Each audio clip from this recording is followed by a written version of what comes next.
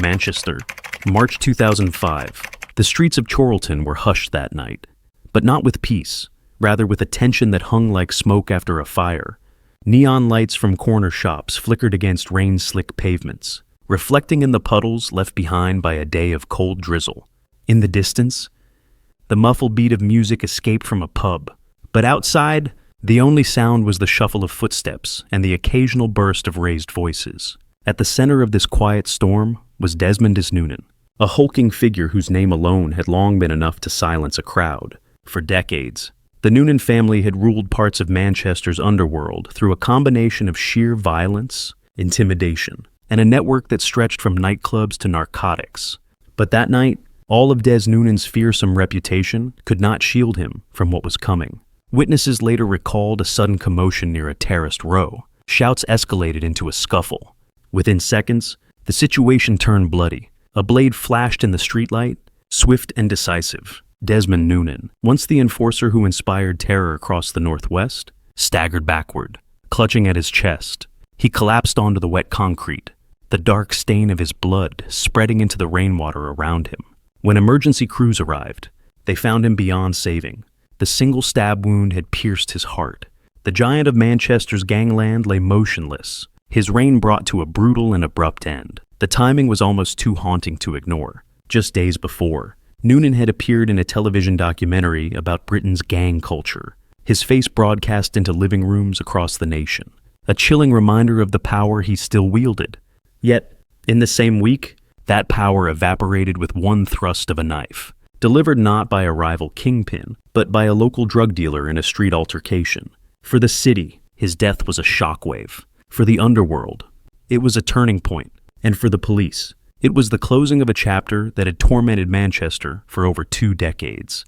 This is the story of Desmond Noonan, the feared Manchester enforcer, the rise of his criminal dynasty, and the night his empire ended on the pavement of Chorlton. For much of the 1980s and 1990s, the Noonan family carved their reputation into the very fabric of Manchester's underworld.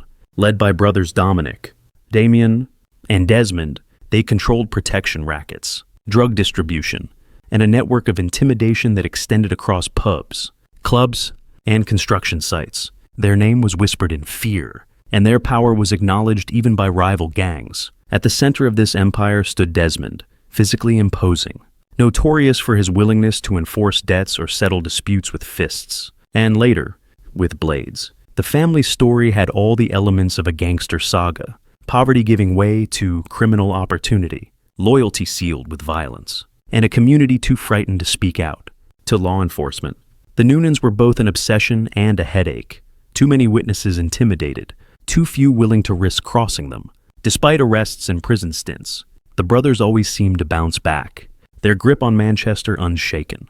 But the myth of invincibility was destined to crumble. On the night of 18th of March 2005, after years of surviving shootouts, stabbings, and police crackdowns, Desmond Noonan met his end in a sudden and almost ordinary way. An argument in the street with a local dealer named Derek McDuffus. There were no elaborate ambushes, no orchestrated gang war, just a brief confrontation that escalated into violence. The fatal blow was a single knife thrust to the heart. The trial that followed transformed McDuffus into the unlikely figure who felled one of Manchester's most feared gangland enforcers. Found guilty of murder at Preston Crown Court, he was sentenced to life imprisonment, with a minimum term of 15 years. By the time of his release in 2020, the Noonan dynasty had already faded into history. Its once terrifying presence diminished. The case resonated beyond Manchester. It symbolized how fragile gangster power truly was, years of dominance undone in an instant by a lone act of violence. For many, it was the moment that marked the decline of organized crime's old guard in the city. To understand the impact of Desmond Noonan's death, one must first understand the world that created him. Born in 1959 into a large Irish Catholic family in Manchester, Des grew up in an environment where poverty was a constant shadow. The sprawling council estates of Hume and later Cheetham Hill were breeding grounds for both community solidarity and simmering violence. For young men like Desmond and his brothers, the traditional paths to prosperity seemed closed. Instead, they carved their own, often bloody, alternatives. Desmond was the middle of the infamous Noonan brothers, flanked by Dominic and Damien. Together, They would become some of the most feared figures in Manchester's underworld. While Dominic was often regarded as the strategic mind and Damien as the charming frontman, Des was the enforcer, the man sent to ensure debts were paid. Disputes were silenced, and loyalty was unquestioned. He was broad-shouldered, heavy-set, and exuded an intimidating presence. Stories circulated of him walking into nightclubs, pointing to a cash register, and walking out with money while nobody dared resist. Their notoriety truly took shape in the 1980s, a decade when Manchester's club scene exploded, bringing with it new avenues for drugs, protection rackets, and violence. The Noonans found themselves at the heart of it. Rival gangs often fell into line rather than risk open confrontation. For ordinary residents, the Noonans were both a menace and, paradoxically, figures of dark fascination, gangsters who seemed untouchable. Des himself was complicated. He was reported to have a quick temper and a taste for confrontation, but he also portrayed himself as a defender of Manchester's working-class roots, someone who stood up to what he saw as oppression. In interviews, he came across as articulate, even charismatic, attempting to frame his life of violence as part of a broader struggle. Yet, those who faced his wrath knew better. Behind the rhetoric was a man who used brutality as currency. The brothers' reign was not without tragedy. Damien, the most flamboyant of the three, died suddenly in 2003, officially from a drug overdose. His death left a gap that Desmond sought to fill, but it also weakened the family's aura of invulnerability.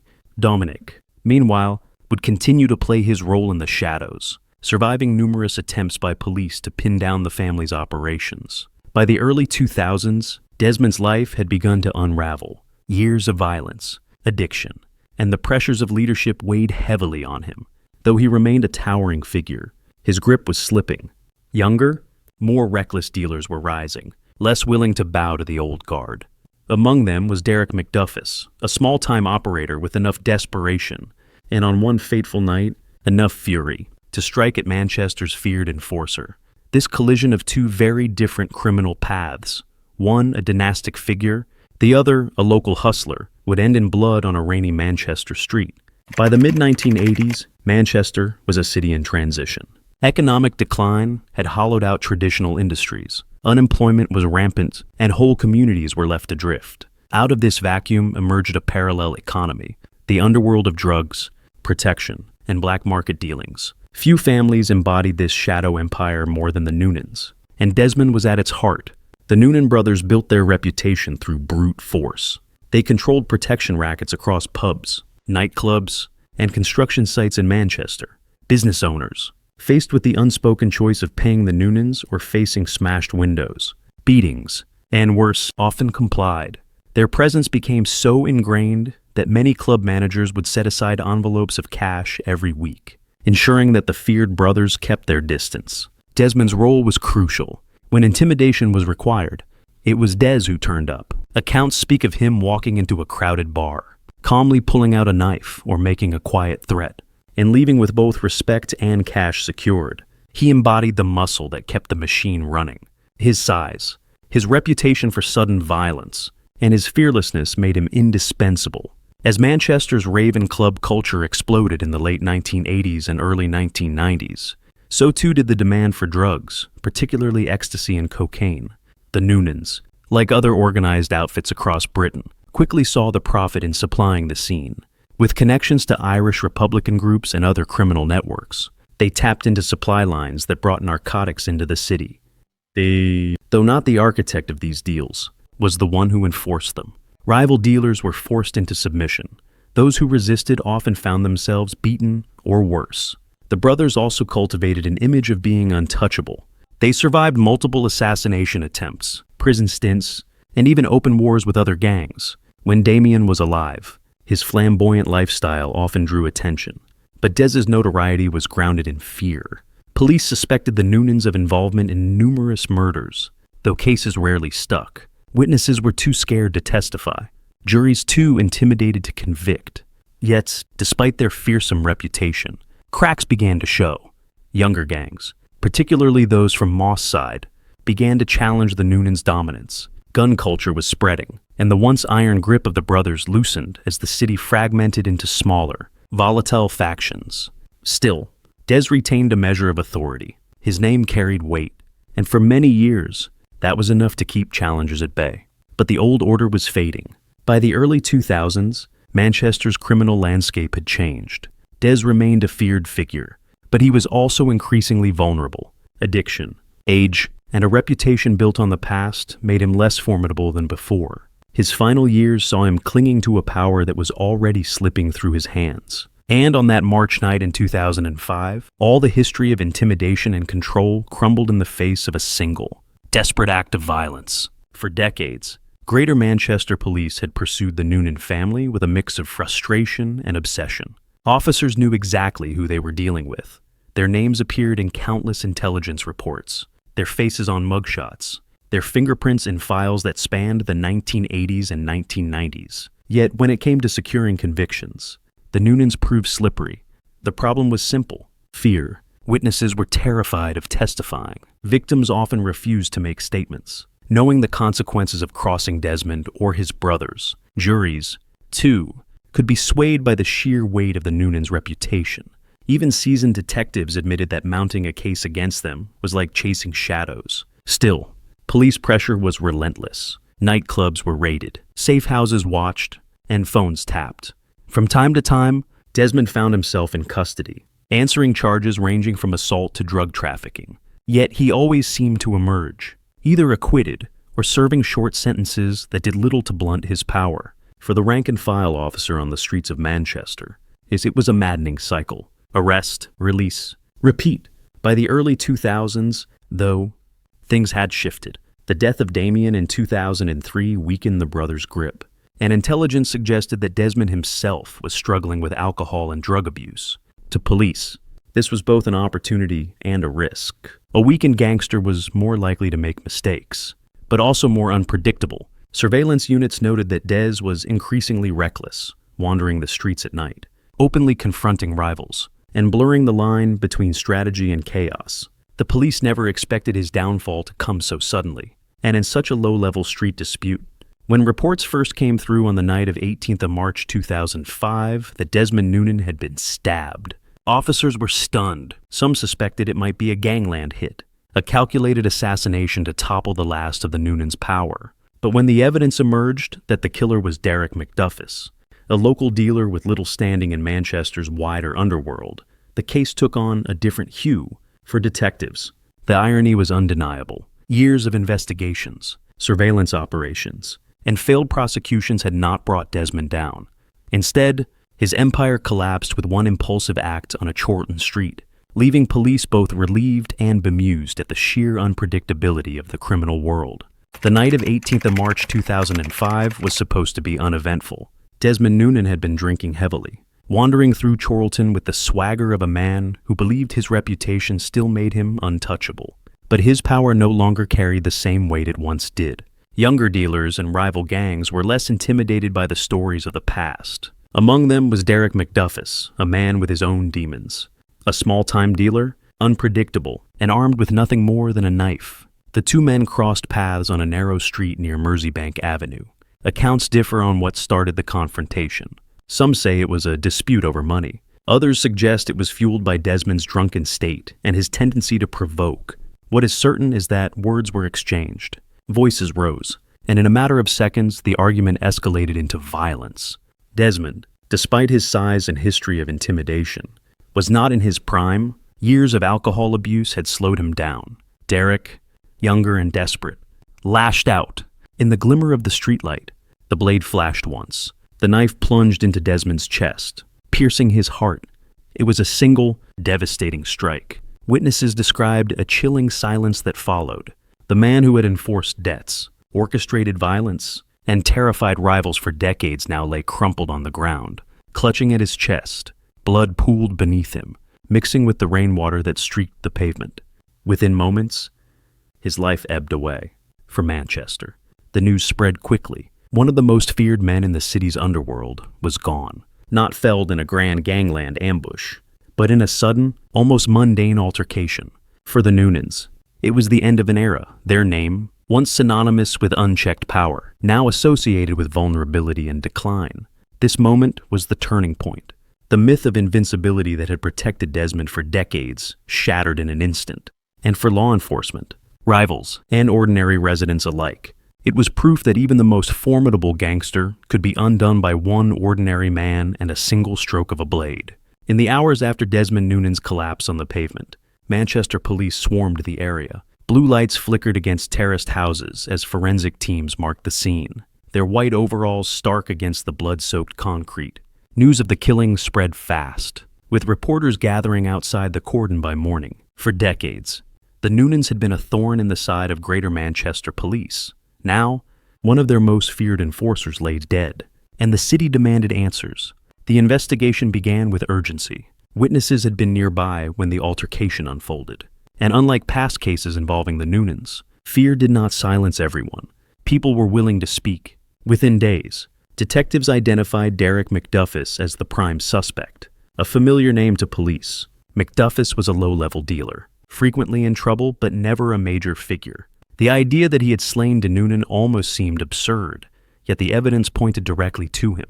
Surveillance units traced his movements, and within a short time, armed officers moved in. The arrest itself was almost anticlimactic. There was no grand shootout or tense standoff. McDuffis was taken into custody swiftly, his face betraying a mixture of shock and resignation. For the police, it was a surreal moment. Years of attempts to bring down Desmond Noonan had failed, but now they held the man responsible for his death. The raid of McDuffis's flat revealed little glamour, no hidden arsenal, no trove of cash, just the trappings of a small-time hustler. Yet in custody, the weight of what he had done became apparent. The man in their cells had succeeded, with one thrust of a knife, in ending the reign of Manchester's most infamous enforcer. For the public, the arrest was both reassuring and unsettling. Reassuring, because it showed that even the mightiest gangster was not untouchable. Unsettling, because it demonstrated how fragile life in the underworld truly was, that power. Fear and reputation could vanish in the blink of an eye. The arrest of Derek McDuffis marked the closing of one chapter and the beginning of another. The long road to trial, where the city would watch as the downfall of Desmond Noonan was dissected in the cold light of a courtroom. The trial of Derek McDuffis at Preston Crown Court drew intense media attention. For years, the Noonans had been specters in the headlines. Rumors of violence, whispers of corruption, stories of intimidation. Now, for the first time, a courtroom would formally examine the downfall of one of their most notorious figures. The prosecution's case was straightforward but powerful. Witnesses described the heated argument that broke out on Merseybank Avenue, the sudden flash of a knife, and the sight of Desmond Noonan collapsing onto the pavement. Forensic experts confirmed that a single stab wound had pierced his heart, leaving him with no chance of survival. The blade, found discarded nearby, bore traces of McDuffis's DNA. McDuffa, sitting in the dock, cut a far less imposing figure than the man he had killed. He was no criminal mastermind, no rival kingpin, just a local dealer whose life had spiraled into chaos. His defense argued that the killing was not premeditated, but the jury was unmoved. Desmond's death was not an accident, they said, but murder born out of rage and recklessness. After days of testimony and deliberation, the verdict came guilty of murder. The judge, addressing McDuffis directly, noted the irony of the case, how a man who had lived by intimidation and violence was ultimately felled in an act of violence himself. Yet justice required that the killer be held accountable. McDuffis was sentenced to life imprisonment, with a minimum tariff of 15 years. For Manchester, the sentencing was symbolic. One of its most feared gangland figures was gone, and the man responsible would spend years behind bars. But the story carried no sense of triumph. There were no heroes in the tale, only the stark reminder of how lives shaped by crime and desperation often end in blood and prison walls. By 2020, after serving his minimum term, McDuffis was released on license. By then, the world had changed, and the Noonans' shadow had faded, yet the trial remained a defining moment.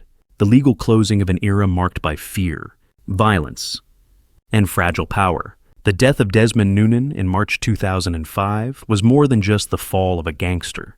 It was the closing chapter of a dynasty that had haunted Manchester for decades. For years, the Noonans embodied a raw, unchecked kind of power built on intimidation, violence, and fear. They had become urban legends, their names stitched into the very fabric of the city's criminal folklore. But Desmond's death revealed the fragility of that mythology. One moment of chaos, one blade in the dark, and the aura of invincibility dissolved. In the aftermath, Manchester's underworld shifted. Younger, more reckless gangs filled the vacuum, ushering in an era where firearms and fast money eclipsed the old order of loyalty and intimidation. For residents, the sense of dread tied to the Noonans slowly lifted, though it was replaced by a new, more volatile breed of crime. For the police, Desmond's death brought a strange closure. Decades of chasing him ended not with a carefully planned operation, but with the randomness of street violence. And yet, the story leaves a lingering question. Was justice truly served? Derek McDuffus paid with 15 years of his life, but for a man who lived in fear of others like Noonan. Was he just another casualty of a world that chews up the powerless as much as the powerful? In the end, Desmond's fall is a reminder. Even the strongest gangster empire is only ever one heartbeat away from collapse.